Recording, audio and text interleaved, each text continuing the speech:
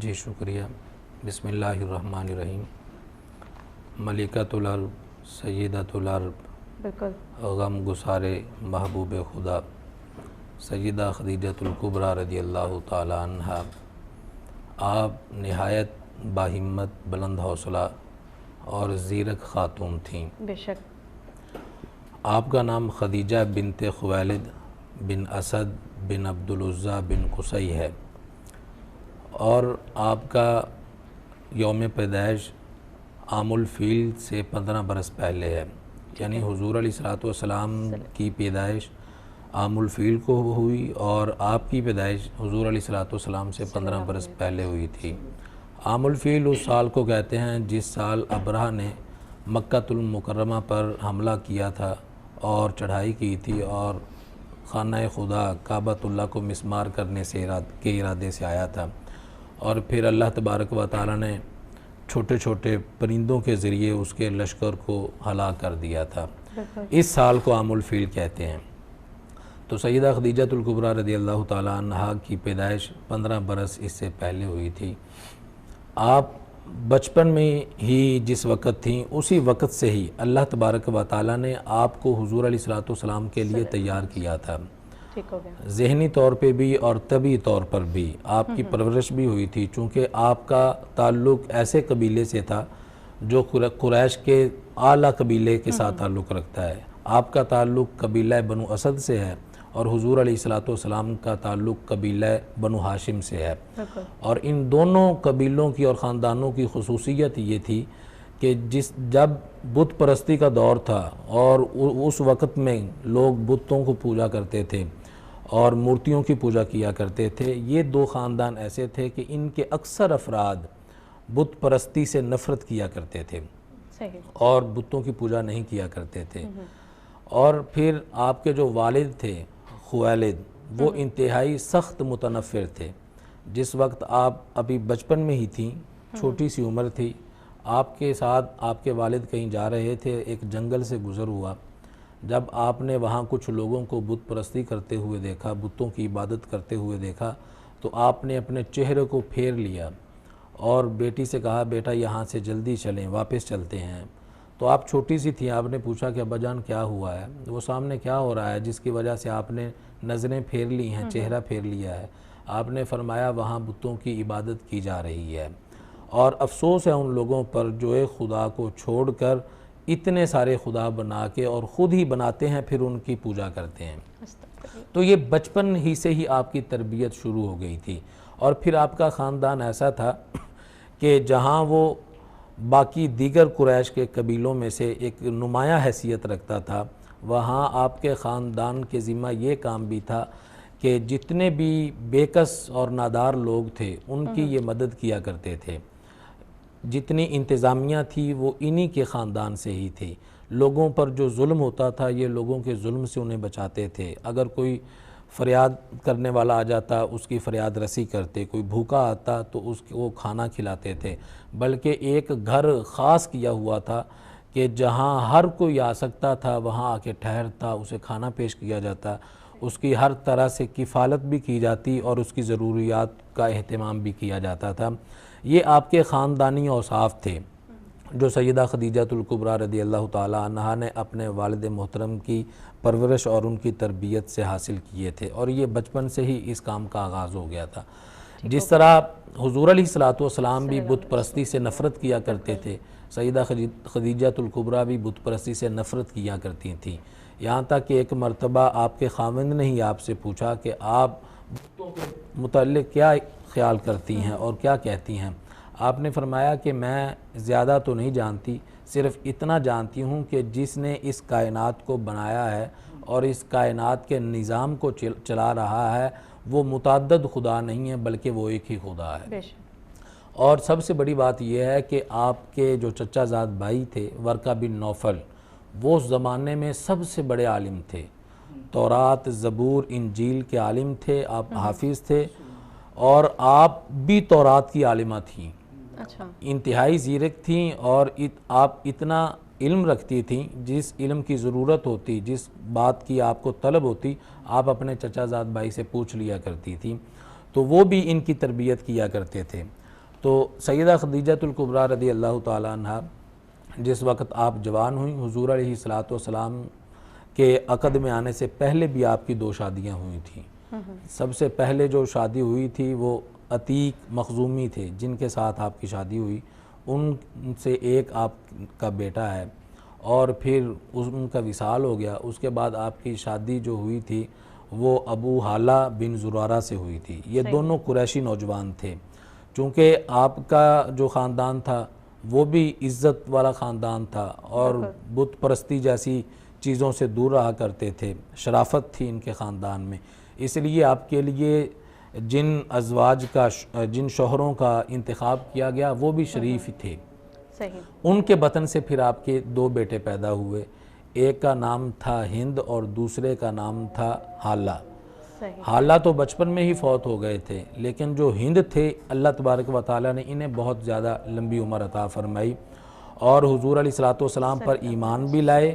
اور ہر غزوے میں حضور علیہ الصلوۃ والسلام کے ساتھ انہوں نے شرکت کی ہے، یہاں تک کہ جب سیدنا علی المرتضیٰ رضی اللہ تعالیٰ عنہ نے جنگ جمل کی، جنگ جمل میں آپ حضرت علی رضی اللہ تعالیٰ عنہ کی طرف سے لڑتے ہوئے شہید ہوئے تھے۔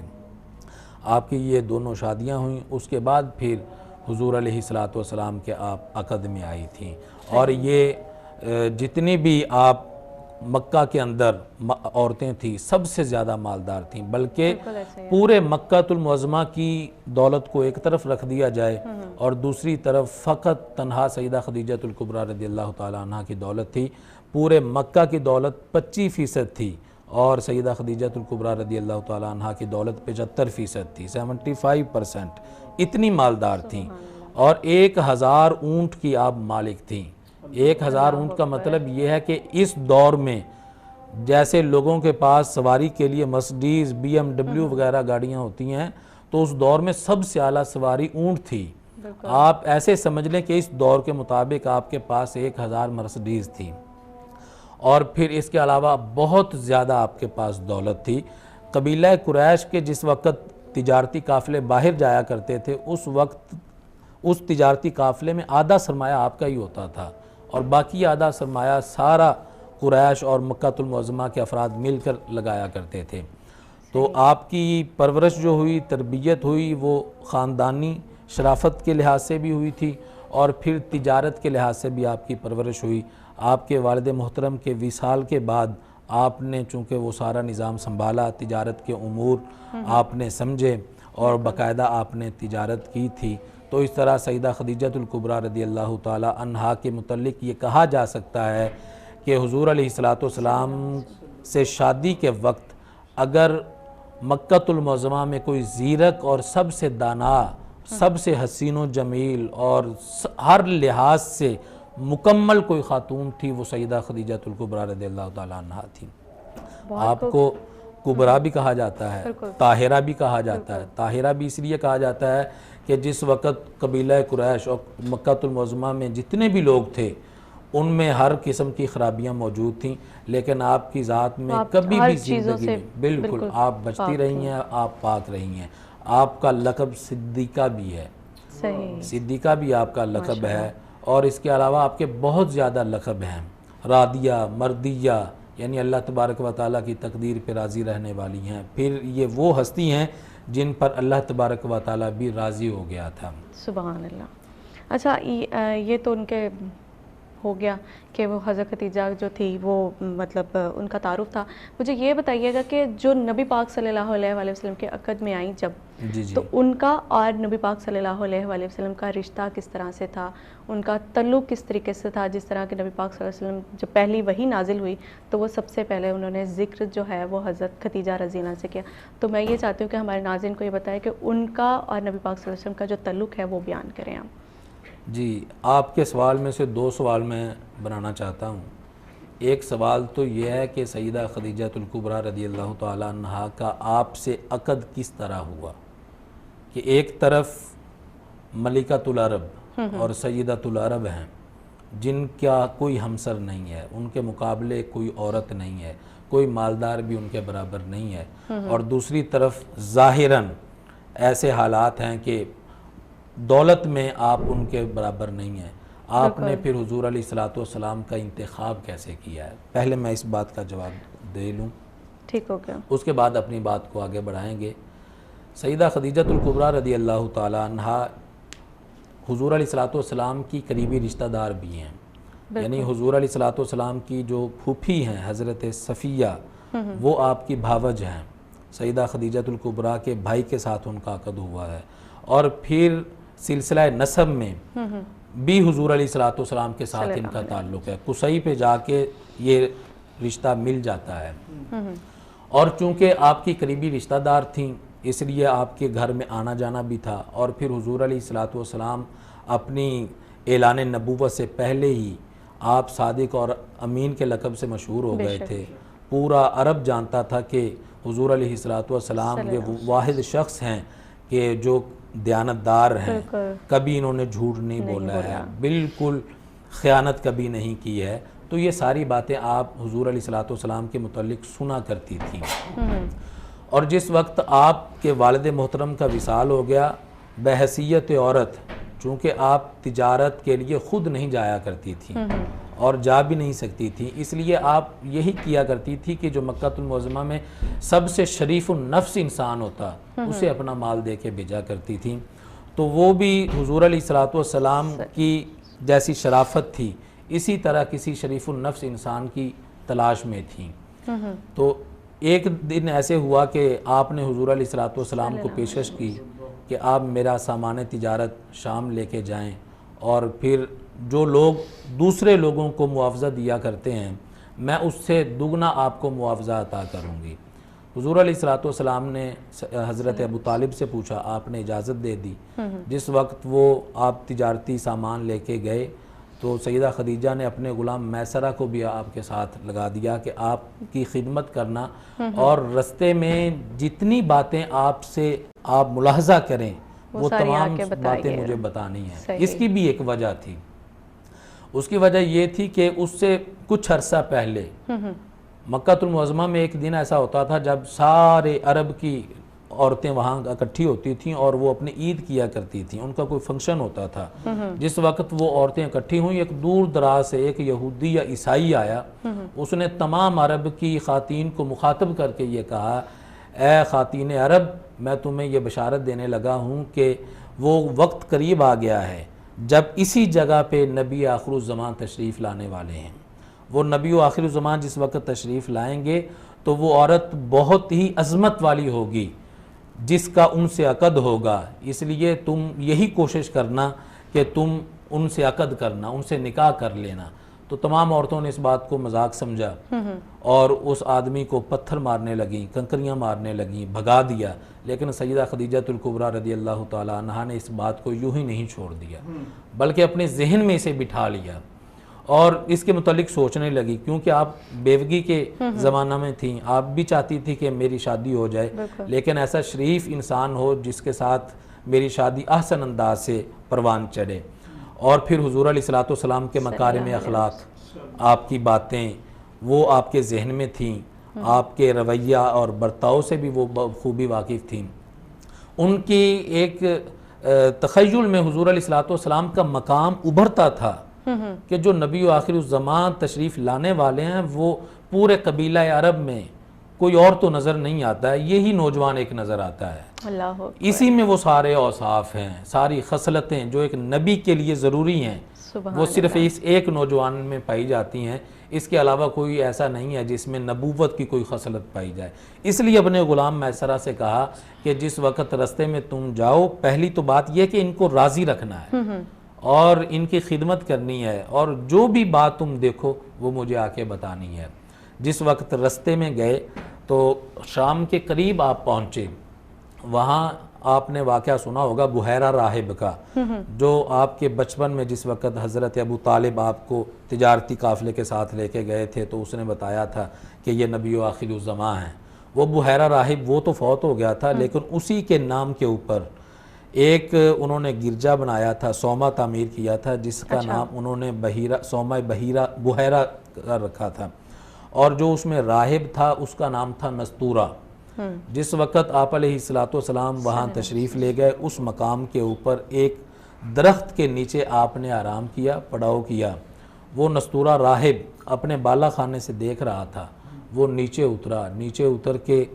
آپ غلام جو سیدہ خدیجہ الکبریٰ کا غلام میسرہ تھا، اس سے پوچھا کہ یہ کون نوجوان ہے؟ انہوں نے بتایا کہ اس کا نام محمد ہے صلی اللہ علیہ وسلم۔ تو نستورہ نے کہا کہ میں نے جو اپنی کتابوں میں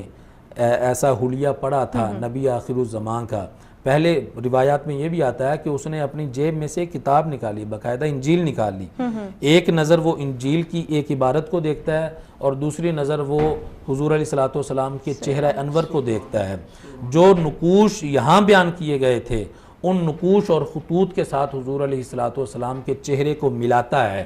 جس وقت آپ کا حلیہ تورات و انجیل میں بیان کردہ حلیے کے بالکل مطابق ہوا، اس وقت فرط مسرت کے ساتھ وہ چیخ اٹھا، اس نے کہا بہت لوگوں زیادہ خوشی بھی محسوس ہوئی تھی، یہی نبی آخر الزمان ہے، بے شک یہی نبی آخر الزمان ہے۔ تو اس وقت اس نے یہ بھی بات کی، اور پھر روایات میں یہ بھی آتا ہے کہ اس نستورہ نے میسرہ کو یہ بات کی کہ اس درخت کے نیچے آج تک سوائے نبی کے کوئی آدمی نہیں ٹھہرا ہے، اگر اس درخت کے نیچے کسی نے آرام کیا ہے وہ اللہ کا نبی ہی ہے۔ اور پھر فرمایا کہ یہ درخت خشک تھا،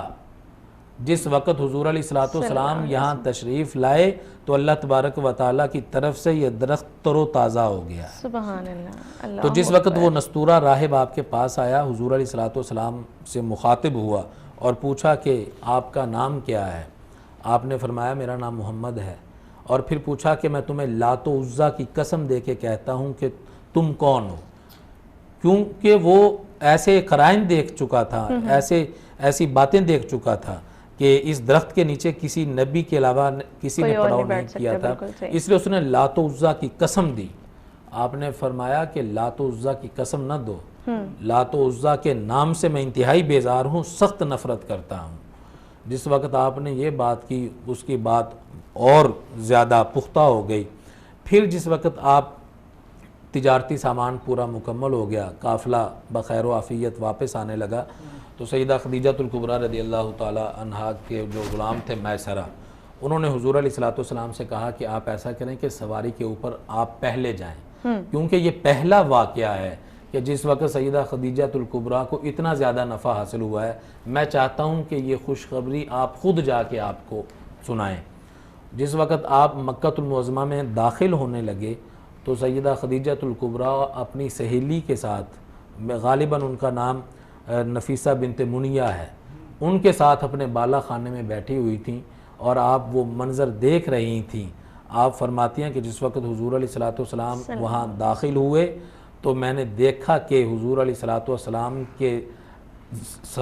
کے اوپر دو فرشتے اپنے پروں سے سایہ کیے ہوئے ہیں۔ سبحان اللہ۔ ایک روایت میں آتا ہے کہ بادلوں نے آپ پر سایہ کیا ہوا تھا، جدھر جدھر حضور علیہ الصلوۃ والسلام کی سواری جاتی تھی وہ سایہ آپ کے اوپر اسی طرح آتا تھا۔ اور پھر حضور علیہ الصلوۃ والسلام نے جس وقت یہ آ کے خوشخبری سیدہ خدیجہ الکبریٰ کو سنائی، آپ نے پوچھا کہ میسرہ کہاں ہے؟ آپ نے فرمایا وہ ابھی پیچھے ہیں۔ تو آپ براہ راست تو پوچھ نہیں سکتی تھی کہ میں کس انداز سے پوچھوں کہ آپ کے سر کے اوپر دونوں فرشتوں نے سایہ کیا ہوا ہے، یہ پوچھ نہیں سکتی تھی، جرأت نہیں تھی۔ تو صرف یہ کہا کہ آپ ایسا کریں جلدی سے میسرہ کو بھی بلا لائیں تاکہ اس بات کا اندازہ لگا لیں کہ جب آتے وقت آپ کے اوپر سایہ تھا، دیکھوں تو صحیح جاتے وقت بھی آپ کے اوپر سایہ ہوتا ہے کہ نہیں ہوتا۔ جس وقت حضور علیہ الصلوۃ والسلام ان کے گھر سے باہر نکلے تو جس طرح پہلے سایہ تھا،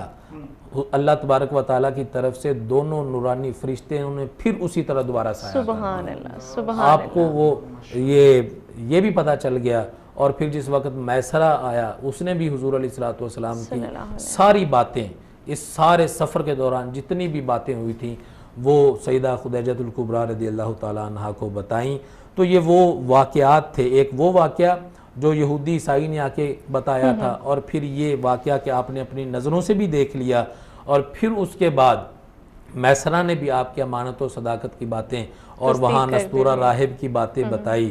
تو پھر سیدہ خدیجہ الکبریٰ رضی اللہ تعالیٰ عنہا نے اپنے دل میں یہ پکا عہد کر لیا، اگر شادی کروں گی تو صرف اسی نوجوان سے کروں گی، اس کے علاوہ کسی سے میں شادی نہیں کروں گی۔ یہ وہ واقعہ تھا کہ آپ نے حضور علیہ الصلوۃ والسلام کو